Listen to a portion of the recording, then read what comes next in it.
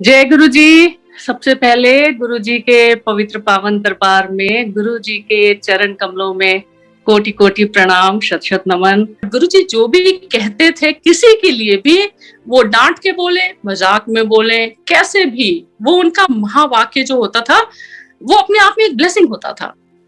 तो ऐसे ही नहीं कुछ बोल देते थे वो। उसके चलते बहुत ही सारे रंग जो हैं वो गुरुजी में है। सारे रंग जो हैं जितने भी हो सकते हैं वो गुरुजी के अंदर समाये हुए हैं। और गुरुजी अपनी सारी संगत को भी ऐसे ही बिल्कुल हंसते खेलते रंग बिरंगे रखते हैं, बिल्कुल मौज में रखते हैं। गुरुजी के दरबार में जाना मतलब हर दिन अपने आप में एक फेस्टिवल, हर दिन उत्सव, और सेलिब्रेट करना लाइफ को, सेलिब्रेट करना जो भी है, वट एवर इज देयर। गुरुजी इतना पॉजिटिव माइंडसेट कर देते थे, इतना सब कुछ ऐसा कर देते थे कि लगता था कि life has become kind of celebration, like endless celebration with Guruji's grace. Guruji के यहाँ भी जब जाते थे ना, तो जब गुरुजी संगत के बीच में किसी को खड़ा करते थे सत्संग करने के लिए, तो सारी संगत बड़े ध्यान से सुनती थी। और इतना पिन ड्रॉप साइलेंस होता था कि आप अगर फर्स्ट फ्लोर पे भी बैठे हो, अपस्टेयर्स भी बैठे हो, तो भी आपको एक एक वर्ड सुनाई पड़ता था। और ना सिर्फ सुनाई पड़ता था, ऑफ कोर्स आपको सारी संगत के फेसेस भी दिखाई पड़ते थे, एक्सप्रेशंस दिखाई पड़ते थे। वो जो ऑ वाली फीलिंग होती है, वो जो जॉ ड्रॉपिंग होती है जब गुरुजी के बारे में बताते हैं, और लोगों को एकदम से लगता है ओ माय गॉड गुरुजी आपने ये किया, या फिर गुरुजी ये तो बिल्कुल मेरी कहानी है और आपने इन संगत के मुंह से सुनवा दी, ऐसा लगता था। और गुरुजी जैसे अभी बैठे हैं ना, ऐसे गाल पे हाथ रख के ऐसे बैठते थे, चारों तरफ निगाह अपनी डालते रहते थे, हर किसी के ऊपर देखते थे, अपनी वो निगाहे करम डाल के अपनी नजरें इनायत करते थे। और बीच बीच में इतने ध्यान से सुन रहे होते थे, तो बीच बीच में उसमें थोड़े से स्पेशल कमेंट्स भी देते रहते थे, ये वाला बताओ या फिर शॉर्ट में सुनाई, लेटेस्ट सुनाई। ये गुरुजी के स्पेशल कमेंट्स होते थे और इंस्ट्रक्शंस होते थे। तो उन्हीं इंस्ट्रक्शंस को फॉलो करते हुए गुरुजी के बारे में बोलना अपने आप में ये बहुत आसान भी है और बहुत मुश्किल भी है। आसान इसलिए है कि गुरुजी कर देते हैं आसान। आप अपने बारे में बोल सकते हैं, गुरुजी हम सबके अंदर हैं, और गुरुजी when he resides in us, in our hearts, then we know him, right? As he knows us, वो हमें जानते हैं inside out। और गुरुजी जब हमारे अंदर है तो हम भी जानते हैं। जितना भी वो हमें मौका देते हैं जानने का, उतना हम जानते हैं। लेकिन at the same time it's really really difficult कि आप उनकी डिविनिटी, उनकी मेहर, उनकी ग्रेस को आप कुछ एक सर्टेन टाइम में पूरा समराइज करें या कैप्चर करें, या बट गुरुजी के यहाँ टाइम का कॉन्सेप्ट बहुत अलग होता है, बहुत ही डिफरेंट होता है। ये जो हमारा ह्यूमन टाइम है, ये गुरुजी के टाइम से बहुत अलग होता है। गुरुजी का टाइम अपना खुद का होता है, इतना कंसोलिडेटेड होता है, इतना डिफरेंट होता है। जब हम अंपायर स्टेट में जाते थे, दरबार में जो बैठते थे वहां पे, उस 2 घंटे के दौरान हमारी लाइफ में ना जाने क्या क्या गुरुजी कर देते थे। जब आपका राइट टाइम आता है तब आपको बुलाते हैं। डजंट मैटर कि हम अपने से सोचे कि हम बहुत रेडी हैं, हम प्रिपेयर्ड हैं, और this is our own perception, right? But Guruji हमें तब बुलाते हैं जब राइट टाइम और उनकी मर्जी, ये दोनों चीजें कोइंसाइड करती हैं। तो जब गुरुजी की मर्जी हुई, क्योंकि उनकी नजरें तो हम सब पे हैं, ऐसा तो है नहीं कि हम कहीं हैं और वो हमें जानते नहीं है, वो तो हमारे बारे में सब कुछ जानते हैं, हम जहां पे भी हों। तो गुरुजी ने जब हमारा राइट टाइम आ गया तब हमें बुलाया, and that was the beautiful summer of 2003। और पहले दिन बड़ी क्यूरियोसिटी के साथ, आई वुड से, क्योंकि मेरा बहुत स्पिरिचुअल बैकग्राउंड था तो मुझे बहुत अच्छा भी लगता था नॉट दैट कि हम बहुत बाबा लोग के पास जाते थे या फिर ऐसा कुछ है, ऐसा कुछ भी नहीं था। हाँ, लेकिन एक वो स्पिरिचुअलिटी का जो एक बैकग्राउंड था उसकी वजह से मुझे लगता था कि yes, there are saints and there are genuine ones as well. और भाटी आंटी ने थोड़ा बहुत जो भी गुरुजी के बारे में बताया था उससे तो मेरी क्यूरियोसिटी बहुत ही ज्यादा बढ़ गई थी, बहुत ही ज्यादा, कि कौन से गुरुजी हैं, मुझे भी ले चलिए। उन्होंने तो जो गुरुजी के एकदम जिसको मैं बोलती हूँ लैंडमार्क या सिग्नेचर वाले सत्संग होते हैं, जो गुरुजी ने, वो आर्मी के जनरल थे तो उनकी जगह पे जाके गुरुजी ने खुद वहां पे उनकी ड्यूटी की थी और वो वहीं बैठे हुए थे, तो वो एक साथ 2 जगह थे और कुछ एक कैंसर पेशेंट्स को ठीक किया था। तो when you talk about these big ones, right, the big miracles, तो मिरेकल्स कौन परफॉर्म कर सकता है? भाषण तो सब दे सकते हैं ना, प्रवचन तो सब दे सकते हैं, करके कौन दिखा सकता है? मिरेकल कौन कर सकता है? someone who is either God or he is sent by God. Guruji is God himself. बाकी जितने भी ये उस टाइप का जो एक इंडिया में सोशियो कल्चरल रिलीजियस सिनेरियो था, बहुत सारे उसमें संत लोग थे, बहुत, I won't take the names here, but बहुत आते थे, आस्था चैनल पे दिन रात आते रहते थे और काफी प्रवचन देते थे।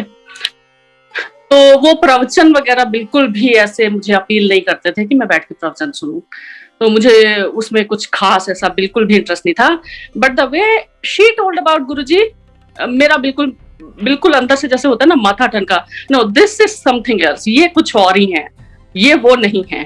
एंड गुरुजी की कॉलिंग थी और भाटी आंटी ने उनसे परमिशन लिया।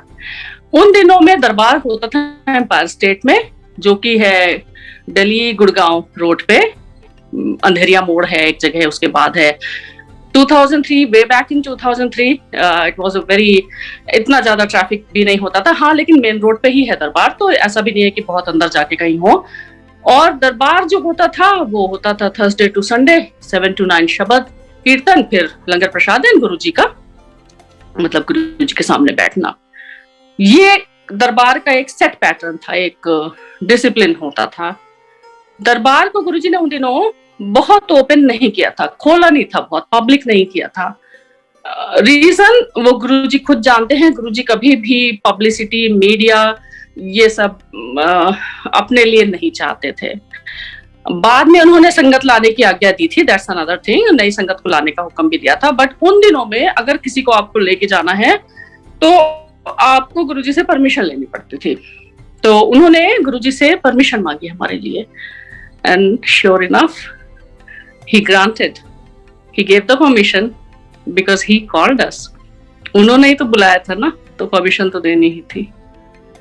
और जब उनसे परमिशन ले ली तो हम भी बड़े खुश हुए। संडे का दिन था, शाम थी रादर, और 7 बजे का दरबार था, और हम एकदम एक्साइटमेंट में फटाफट पहुंच गए उनके घर में। चलिए हमारी गाड़ी में हमारे साथ चलिए, और गाड़ी में भी बैठे, तो दैट्स अनदर सत्संग, आई विल टेल लेटर। और जब पहुंचे, वो एक पूरी जर्नी है ना, वो ऐसी है कि मुझे खुद भी लगता है कि वो इस वर्ल्ड में नहीं है, इस दुनिया की नहीं थी। वो जब एम्पायर स्टेट के गेट पे गाड़ी लगी, वो जो गेटेड कम्युनिटी है, और जब वहां से उतरे, उसके बाद से वो दुनिया बदल गई थी। That was a totally different world. क्योंकि मुझे लगा था उसके बाद वो जो सब कुछ हुआ वो गुरुजी ने किया, और गुरुजी ने ये एहसास दिलाया। उतरते ही एक जैसा लगा जैसे आप एक डिफरेंट डायमेंशन में एंटर कर रहे हैं। एक कोकून है, एक वार्मथ है, एक ऑरा है, और आप उसमें अचानक से एंटर हो गए हैं, जैसे एक टोटली डिफरेंट रेल्म है। खुशबू का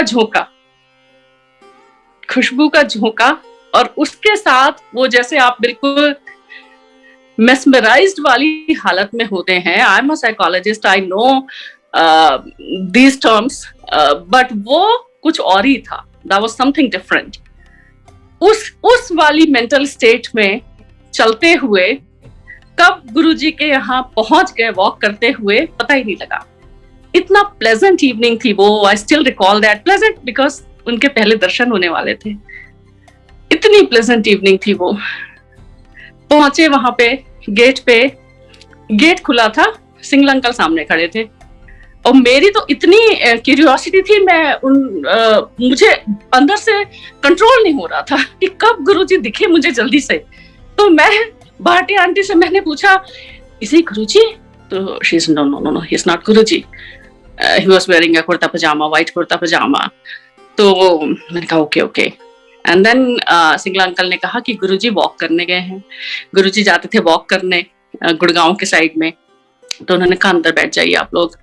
अंदर गए, एक beautiful house, red carpet, maroon curtains, एक सुंदर सा सिंहासन लगा हुआ, एक किचन के सामने साइड बोर्ड, एक और रूम उसके सामने एक देयर वाज अ चेस्ट या समथिंग लाइक दैट, और उसके अंदर एक स्टीरियो सिस्टम, दैट्स ऑल। उससे ज्यादा फर्नीचर नहीं था कुछ भी, सोफाज एंड ऑल। और नीचे 4-5 लोग बैठे हुए थे फ्लोर पे। तो हम भी जाके बैठ गए और अचानक मुश्किल से 6-7 मिनट हुए होंगे और गुरुजी आए, बाहर से आए चलते हुए, एकदम फास्ट वॉक करते हुए। वो कब एंटर हो गया दिखाई नहीं पड़ा। गुरुजी हमेशा बहुत फास्ट चलते थे, बहुत फास्ट।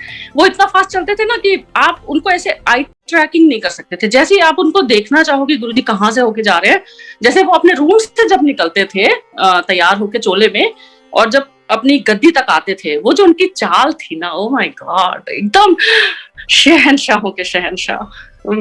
मतलब लगता था कि ये गुरुजी, ये इस दुनिया के तो बिल्कुल भी नहीं है, किंग ऑफ किंग्स।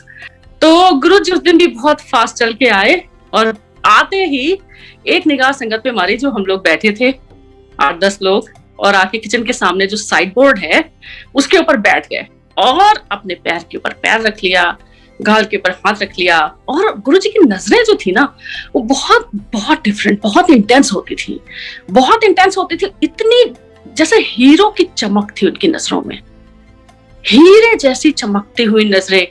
मतलब इतना नूर था उनके ऊपर, और उनकी खासकर उनकी जो नजरें होती थी, एक अजीब सी पुल, कशिश, और बहुत ज्यादा ब्राइट, एकदम चमकती हुई नजरें। उन्हीं नजरों से वो संगत को देखते थे। और उन्होंने जब देखा और इशारे से सबको बुलाया, सब जल्दी उठ के जाने लगे। तो भाटियांटी ने जब मुझे भी बोला कि चलो गुरुजी आ गए पाउडर करने, तो मैंने कहा कहाँ है गुरुजी? तो उन्होंने कहा वो गुरुजी है। मैंने कहा ये गुरुजी है? क्योंकि ये गुरुजी बहुत डिफरेंट थे। मतलब ये वो वाले गुरुजी तो थे ही नहीं ना, जो रुद्राक्ष पहनते हैं और लंबे चोले पहनते हैं और भगवा कपड़े पहनते हैं, दाढ़ी होती है, उस टाइप की जो एक स्टीरियोटाइप होता है गुरुओं का, वो तो बिल्कुल भी वैसे नहीं थे। हालांकि मैंने गुरुजी का स्वरूप देखा था, I could not correlate that time.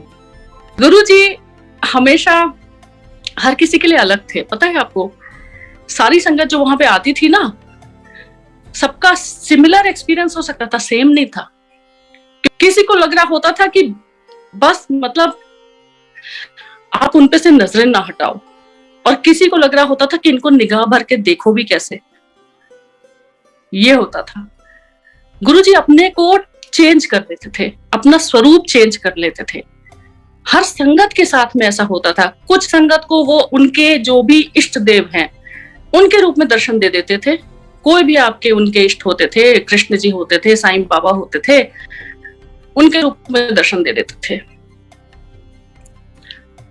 मुझे मेरा फर्स्ट कॉन्वर्सेशन गुरुजी के साथ हुआ, are you Guruji, are you Mahavatar Baba ji? और उन्होंने वही नजरें उठा के ऐसे देखा मुझे, और मुझे समझ में आ गया था कि अब यहां से कहीं और जाने की जरूरत नहीं है। सब कुछ यहीं पे खत्म हो गया, सारी तलाश यहीं पे खत्म हो गई है, और search of divinity ended here. उसके बाद गुरुजी बैठे, बस 2-4 मिनट बैठे होंगे उस साइड बोर्ड पे, फिर उठ के चले गए अपने रूम में। मैंने देखा बहुत सारे लोग और भी आ रहे हैं बाहर से। और वो कौन लोग थे? वो थे सारे जिनको मैं बाय फेस भी पहचानती थी, क्योंकि उनकी पेपर फोटो देखती थी, वो उस टाइप के लोग थे। पेज 3 सेलिब्रिटीज थे। Then big politicians, Maneka Gandhi, Arun Shourie, ये सब आने शुरू हुए। तो मुझे मन में थोड़ा सा ऐसा लगा, खटका हुआ। मैंने कहा like, is this the right place? Do we really belong here? ये जो यहाँ पे जिस टाइप के लोग आ रहे हैं, ये सोसाइटी के जो क्रेम डेला क्रेम है बिल्कुल, और बिल्कुल ही टॉप नॉच पीपल, कहीं ऐसा तो नहीं कि ये सिर्फ इन्हीं लोगों की जगह हो और हम यहाँ ऐसी गलती से आ गए हों। और कोई बात नहीं, सिंगल अंकल अंदर आए, उन्होंने नई संगत को आगे बिठाया जाता था, हमें भी बिठा दिया। पहले फर्स्ट रो में बिठाया मुझे, पता नहीं क्या हुआ, गुरुजी की मर्जी है, वो थोड़ी देर बाद आके उन्होंने मुझे उठा के थर्ड रो में बिठा दिया साइड की तरफ। अब मुझे समझ में आता है क्यों, क्योंकि गुरुजी चाहते थे कि वो जब आए तो मैं बिल्कुल वहां पे सामने उनके बगल में खड़ी रहूं, क्योंकि अगर पहली बार जहां बैठी थी वो अंदर के साइड था, वॉल की तरफ, और इस बार जो वो पैसेज था जहां से वो आते हैं, मैं उस साइड थी। तो गुरुजी के रूम का दरवाजा खुला और गुरुजी आए, और वो जो गुरुजी आए निकल के, उसके सामने आप सोच नहीं सकते हैं, इस दुनिया में कुछ भी ऐसा नहीं है जिससे मैं उसको कंपेयर कर सकूं। इस दुनिया में क्या मुझे लगता है कहीं ऐसा कुछ नहीं है जिससे मैं कंपेयर कर सकूं कि गुरुजी कैसे लग रहे थे। गुरुजी ऐसे लग रहे थे कि जैसे आपने भगवान को देख लिया, कि जैसे अभी आप अचानक खड़े और आपके सामने भगवान प्रकट हो जाए तो आपको कैसा लगेगा। कैसा लगा था कि आपके सामने अचानक से भगवान प्रकट हो गए हैं और आपको समझ में नहीं आ रहा है कि आप क्या करें, क्योंकि आपका फिर सुध बुध नहीं रहती, आपके होश उड़ जाते हैं लिटरली। आपको समझ नहीं आता है कि आप क्या करें, आप फिर सिर्फ और सिर्फ वही करते हैं जो गुरुजी आपसे करवाना चाहते हैं। और गुरुजी आए रूम में से निकल के, रेड कलर का चोला पहन के। मैं जब जाती थी मुझे उनके चोलों का कलर बहुत बहुत मेरे मन में रहता था, गुरुजी आज कौन सा चोला पहना होगा। ये जो येलो चोला है ये भी मैंने गुरुजी को पहने देखा है। रेड चोला पहन के आए गुरुजी, और आके ऐसे, क्या जलवा उनका, क्या नूर उनका, वो बिल्कुल जैसे पूरी सृष्टि के, पूरी कायनात के मालिक हो। वो जो एक वो है ना, वो उनको देख के लग रहा था ही इज द किंग। इतना ज्यादा उनके अंदर डिविनिटी थी, ये किसी इंसान के बस की बात नहीं है। ये चोला भले ही उन्होंने इंसानी लिया हो, लेकिन वो अपनी ईश्वरीय जो उनकी दिव्यता है उसको कैसे छुपाते, कहां तक छुपाते, वो तो झलकती ही थी ना। जबकि वो अपने को इतना, हम लोगों के लिए इतना छुपा के रखते थे कि हमारे को दिक्कत ना हो, हम तो बैठ ही नहीं सकते थे ना। उनका वो 1000 वॉट का उनका नूर, उनकी पावर, और हम तो बिल्कुल ही उस लायक ही नहीं थे कि हम हैंडल कर सकते उसे। तो जब इतना कम करके किया तब इतना लगा।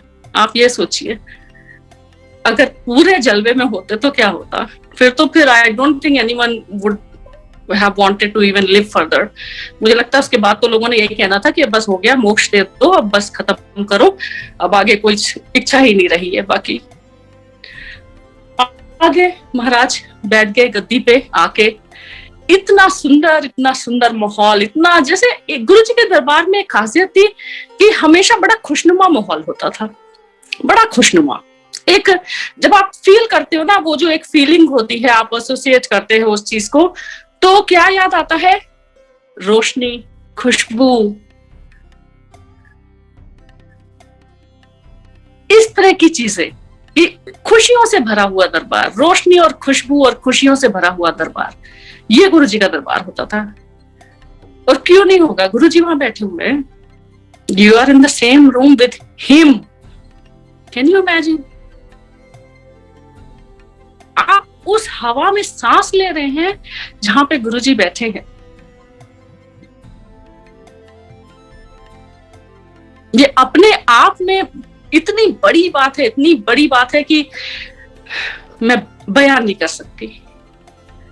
महाराज आके बैठ गए गुरुजी, और संगत आनी शुरू हुई, बैठने लगे लोग, शब्द वाणी चलने लगी, इतनी सुहानी, इतनी सुंदर शब्द वाणी, as if they are speaking to my soul. The shabd Guruji को मैं बार बार देखने की कोशिश कर रही थी कि कौन है आप, और मैं जितनी बार देखती गुरुजी भी उतनी बार ऐसे अपनी नजरें उठाकर मुझे देखते, और जब वो मुझे देख लेते तो लगता मेरा माइंड एकदम ब्लैंक हो गया। फिर नहीं लगता था कि बहुत सारे मन में जितनी वो curiosity, not ifs and buts तो नहीं मैं बोलूंगी, बट क्यूरियोसिटी बहुत थी। तो तो वो सारी क्यूरियोसिटी और जितना मैं इंक्विजिटिव थी वो पूरी क्यूरियोसिटी खत्म हो गई। वो क्यूरियोसिटी बिल्कुल भी, जैसे ही वो नजरें उठा के देखते थे वो सारी क्यूरियोसिटी अपने आप खत्म हो जाती थी। फिर लगता था कि कुछ पूछना बाकी ही नहीं रह गया, सारे all the questions are answered even without asking, even before asking, ये हो जाता था। उसके चलते कुछ भी ऐसा मन में नहीं लगा कि मैं गुरुजी से जाके बात करूं या कुछ करूं। जितनी बार मन में पूछा, गुरुजी who are you Mahavatar Baba जी, गुरुजी ने नजरें उठा के देखा, बस ऐसा देखा कि फिर उसके बाद कुछ पूछने की जरूरत नहीं पड़ी। चाय प्रसाद आ गया, सिंगल अंकल चाय प्रसाद लिया, इतना डिसिप्लिन में सारा काम, मतलब इतना साइलेंस की कोई आता भी था तो किसी की तरफ नजरें भी नहीं डालता था, चुपचाप आके गुरुजी के सामने मत्था टेकता और बैठ जाता जहां पे भी जगह होती थी। सिंगला अंकल या कक्कड़ अंकल भी होते टे तो वो चाय प्रसाद देते थे लाइन से, मजाल है कि कोई ग्लास भी आपस में टकरा जाए। इतना सब कुछ कंट्रोल्ड एकदम एनवायरनमेंट गुरुजी करके रखते थे, इतना कंट्रोल्ड एनवायरनमेंट, क्योंकि ऑफ कोर्स ये सारे सब कुछ गुरुजी कंट्रोल करते थे, इवन हम लोगों के मन, क्योंकि हमारे मन में क्या चल रहा होता था वो गुरुजी को पता रहता था। कितनी बार ऐसा होता था कि गुरुजी बोल के तो बहुत कम बात करते थे। अगेन हर संगत का अपना अलग एक्सपीरियंस है। कुछ संगत जिनको आई वोंट से कि जिनको जरूरत थी या फिर ऐसा कुछ था, ऐसा नहीं है, लेकिन गुरुजी ने जिसके लिए जो जरूरी समझा, अगर किसी को उन्होंने समझा कि बोलना है उनको बोल के बताया, किसी को बोलने के लिए उनको लगा कि जरूरत नहीं है या फिर गुरुजी जानते हैं तो उन्होंने नहीं बोला और उससे कोई फर्क भी नहीं पड़ा। ब्लेसिंग्स गुरुजी की सबके ऊपर बराबर, सबके लिए समान, सबके ऊपर बराबर। उस दिन गुरुजी के सामने मैं गई, मैंने मत्था टेका, लंगर प्रसाद आया, 4 लोग एक थाली में बैठ के खा रहे थे। Again a very new thing for me, क्योंकि ऐसा तो कहीं देखा ही नहीं था मैंने।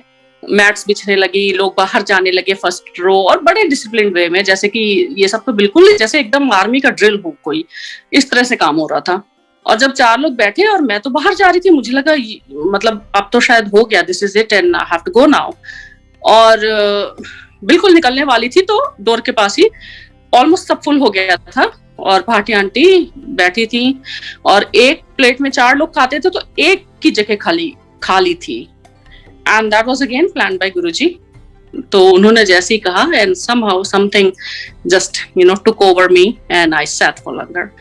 और वो लंगर प्रसाद गुरुजी का बिल्कुल जैसे डिवाइन इनिशिएशन, आपको राजमा एंड वो एकदम मिर्चे वाली चटनी एंड रोटी प्रसाद, राजमा प्रसाद एंड वन सूखी सब्जी, ये गुरुजी का बड़ा सिग्नेचर लंगर होता था। गुरुजी के यहाँ का एक आलू बड़ियों की सब्जी होती थी जो बहुत स्पाइसी होती थी, मतलब अच्छी गुड स्पाइसी जिसको बोलते हैं। उसमें इतना गुरुजी लहसुन प्याज सब डलवाते थे, वो डलवा के बनवाते थे कि उसका एकदम मुंह में डालते ही फर्स्ट बाइट ना आपके मुंह के अंदर बिल्कुल लगता था कि वाओ, ऐसे वाली फीलिंग आती थी, कुछ भी ब्लैंड नहीं होता।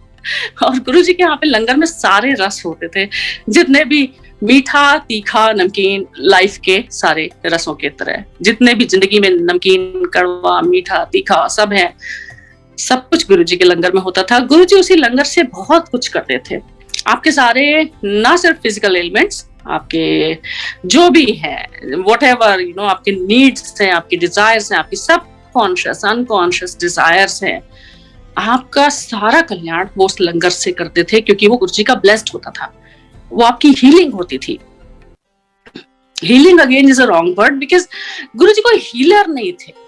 यू नो व्हाट, उनको ऐसे कोई टेक्निक्स की जरूरत नहीं पड़ती थी। मैं खुद रेकी मास्टर थी और गुरुजी ने मना किया था। मेरी ग्रैंड मास्टर को जाते ही गुरुजी ने बोल दिया छड्डे से पखंड है।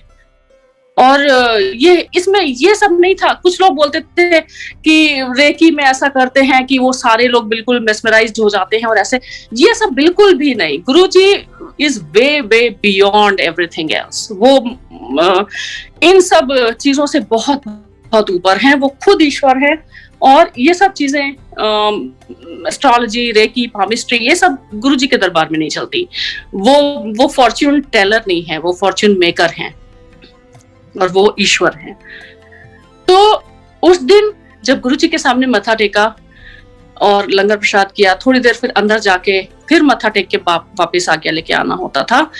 आ तो गए लेकिन मन वहीं रह गया, शरीर खाली वापस आ गया, क्योंकि वहां से हटने का मन नहीं कर रहा था और बार बार वहीं की याद आ रही थी। रास्ते भर दिमाग में वही गुरुजी की मुस्कुराहट, गुरुजी, और ऐसा दिलो दिमाग पे छा गए गुरुजी बिल्कुल। और लौट के आए तो भी लग रहा था कि जैसे बस वहीं पहुंच जाए फिर से, मतलब वापस आने का, फिजिकली आगे थे, मेंटली बिल्कुल आने का कोई मन वहीं पे रह गया था।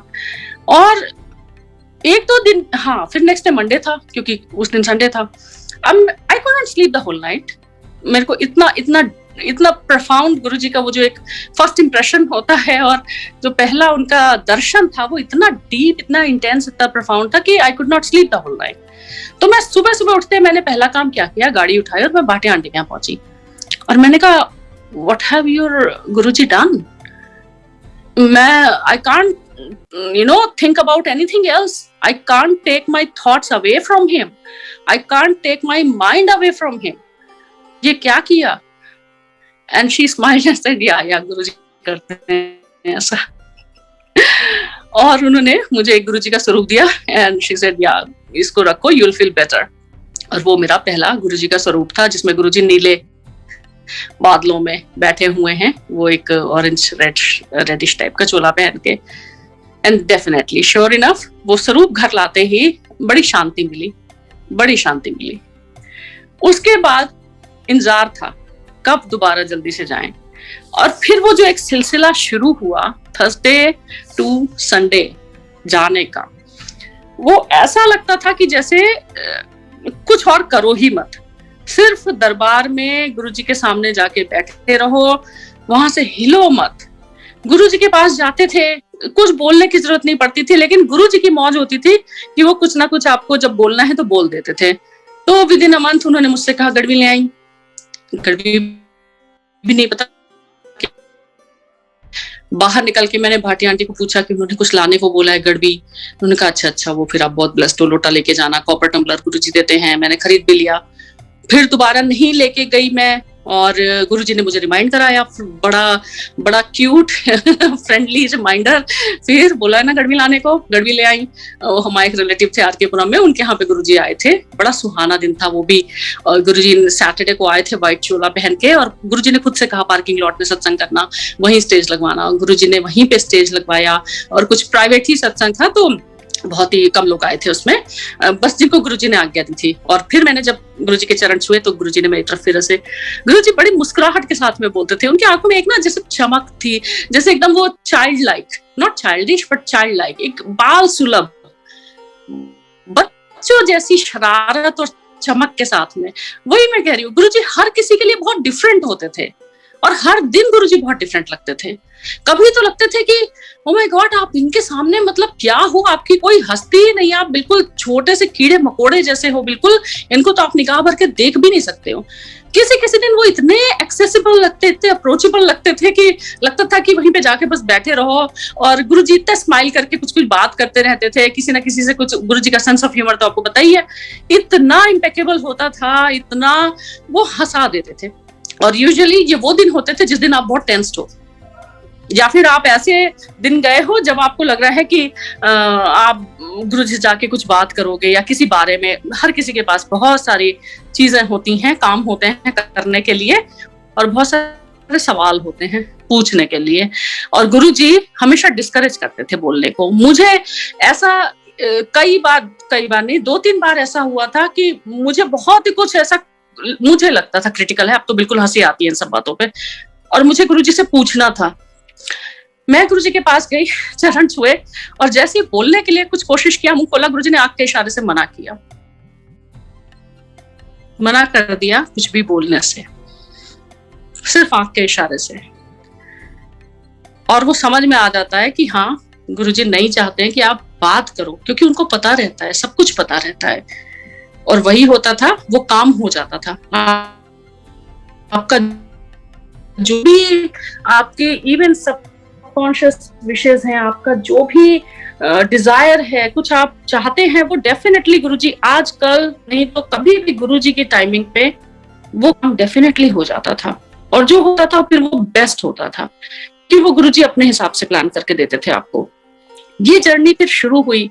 कुछ कुछ इसमें ऐसे मोमेंट्स आए, मुझे बहुत अभी तक याद करके वो बिल्कुल जैसे मेरे लिए लैंडमार्क बन गए। गुरुजी ने 2 बार गड़वी ब्लेस करके दी मुझे, दूसरी बार भी दी विद इन अ ईयर और सो। आई डिडंट आस्क, मैंने पूछा नहीं। और गुरुजी ने खुद से कहा, जब भी गुरुजी ने मुझे कुछ कहा खुद से कहा, पूछा नहीं मैंने। और गुरुजी ने कहा गड़वी ले आई फिर से। तो मुझे लगा कि शायद वो वाली गड़वी ना, मैंने एक बार गलती से उसमें साबुन लग गया था, वो मेरी हेल्प आती थी दीदी उनसे, तो मुझे लगा शायद इसलिए बोला होगा। But I don't know, till date I don't know क्यों बोला गुरुजी ने। और वो सेकंड टाइम भी गड़वी गुरुजी ने ब्लेस करके दी। उस दिन मैं ऊपर बैठी थी फर्स्ट फ्लोर पे, और मुझे लग रहा था कि आज तो इतनी संगत है कि गुरुजी को पता ही नहीं होगा कि मैं ये गड़वी लेके बैठी हुई हूँ।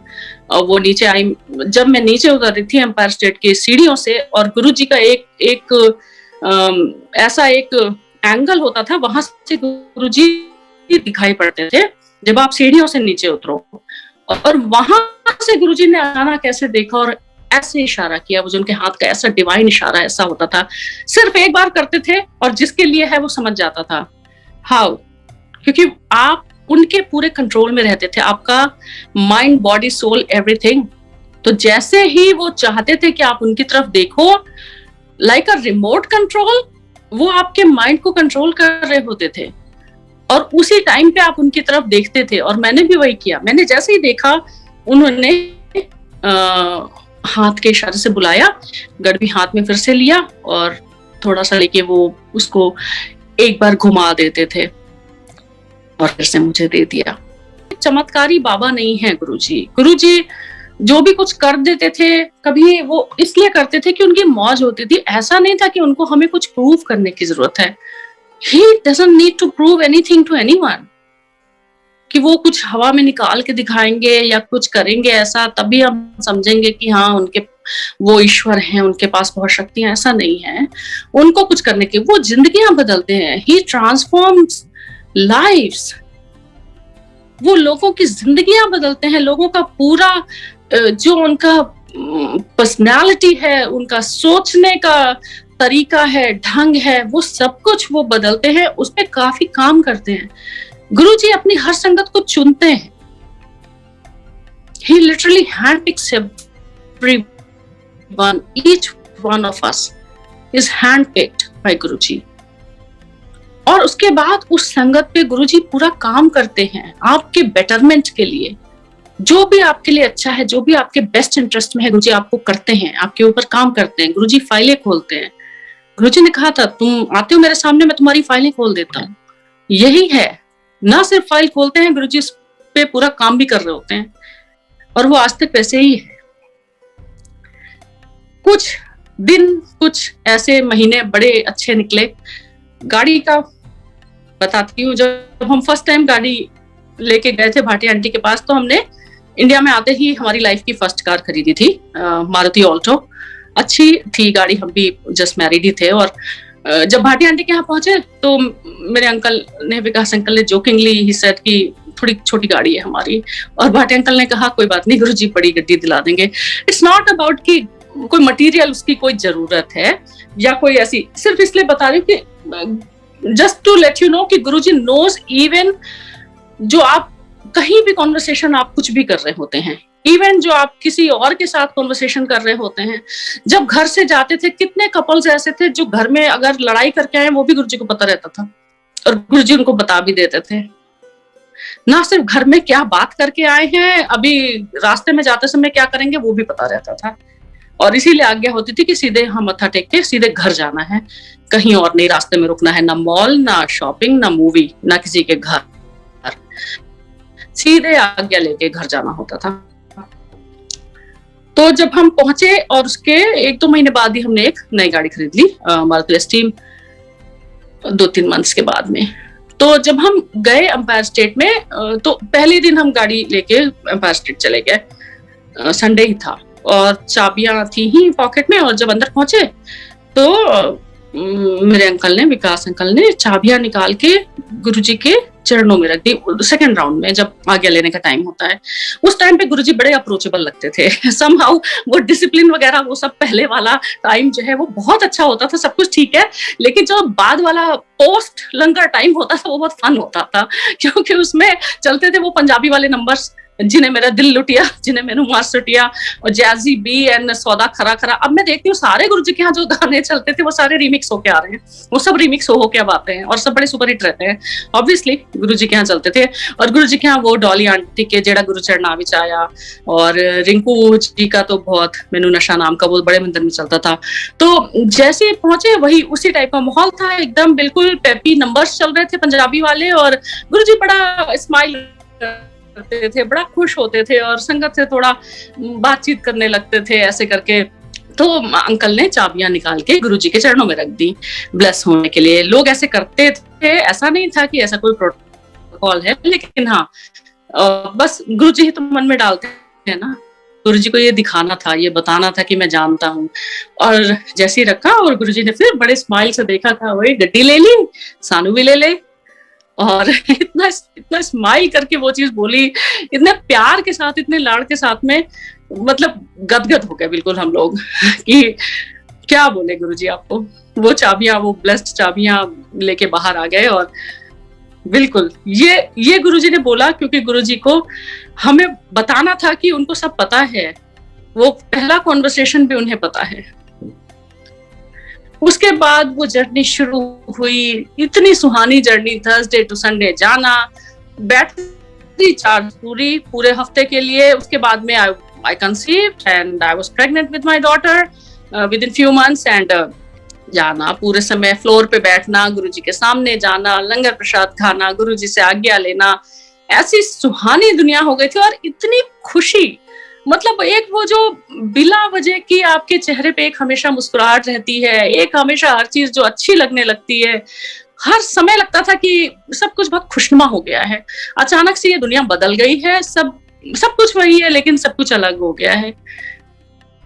बहुत अच्छा लगने लगा था, और गुरुजी जैसे कि हमारी जिंदगी का एक हिस्सा नहीं, जिंदगी बन गए थे। सोशलाइज बिल्कुल नहीं करते थे गुरुजी के सामने, हाय हेलो भी कोई नहीं करता था बाहर, बल्कि जब लाइन लगती थी आज्ञा लेने के पहले हाथ धोने के लिए, उस लाइन में लोग भले ही एक दूसरे से थोड़ा, चाहे गुरुजी भी नहीं बोलते थे तब, उस लाइन में थोड़ा बहुत इंटरेक्ट करते थे जस्ट टू शेयर कि हाँ अब देखो गुरुजी ने हमारे साथ ये किया। उसमें भी ऐसे ऐसे सच्चाई सुनने को मिल जाते थे। कभी कभी ऐसा लगता था कि आप जो भी सिचुएशन फेस कर रहे हैं, या आपके मन में कोई क्वेरी है, डाउट मतलब गुरुजी से कुछ पूछना चाह रहे हैं आप, सडनली आपको ऐसा कुछ सुनाई पड़ेगा, कोई दो संगत आपस में बात कर रहे होंगे और आपको सुनाई पड़ेगा, because you are planted by Guruji that time there, so that you can hear that कि गुरुजी ने ऐसा बोला उनको, और वो आपके लिए है। तो ये होता था। उसके बाद फिर हम अंदर जाते थे। तो ये बहुत सुहानी जर्नी चलती रही। अब आज होली है, बड़ा खुशनुमा वाला माहौल भी है, तो गुरुजी का मजाक तो बहुत ही फेमस है।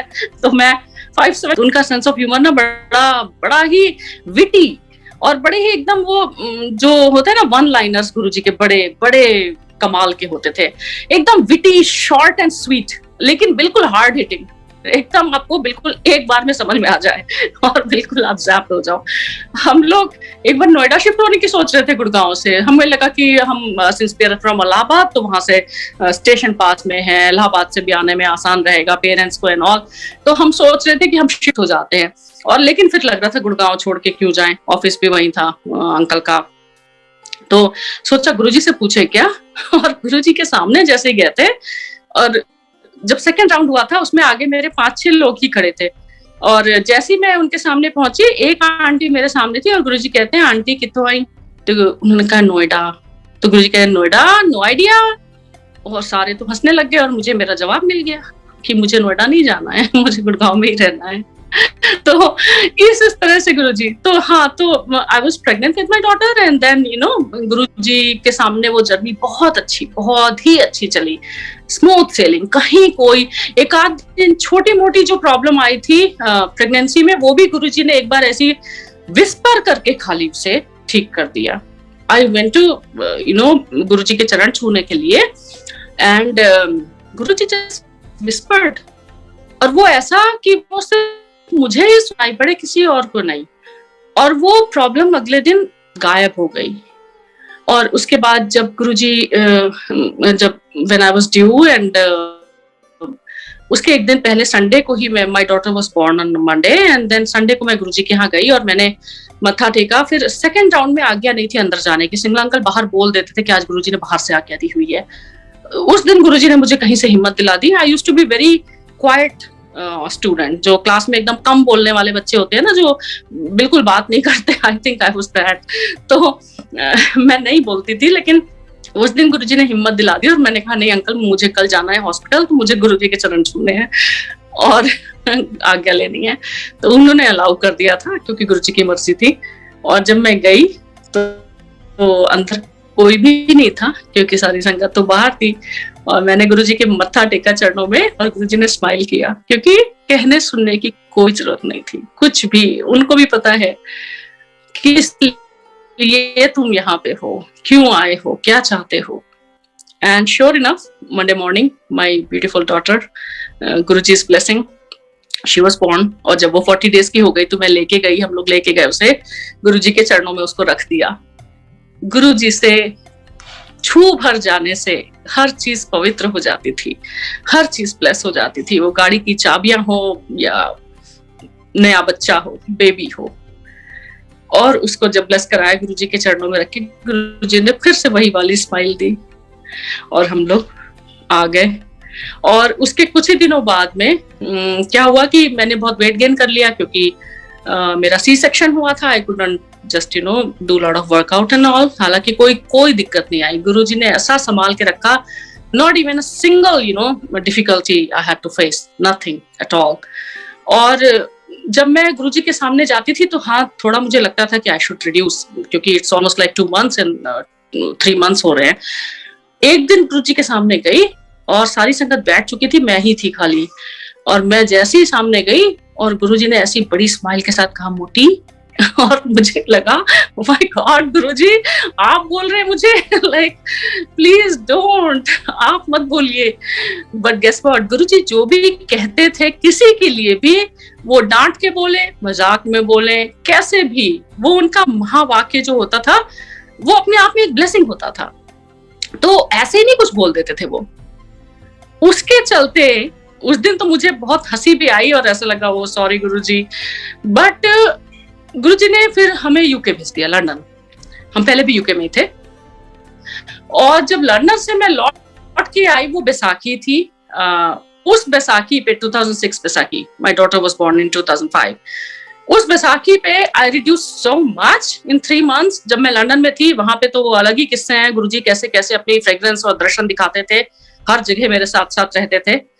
वहां से लौट के आए बिना किसी भी वर्कआउट, बिना किसी भी डाइट के।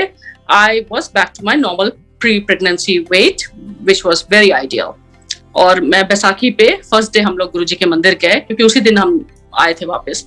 और गुरुजी ने फिर से स्माइल किया और मुझे पता था कि ये सब गुरुजी ही करते हैं, ये सब कुछ गुरुजी।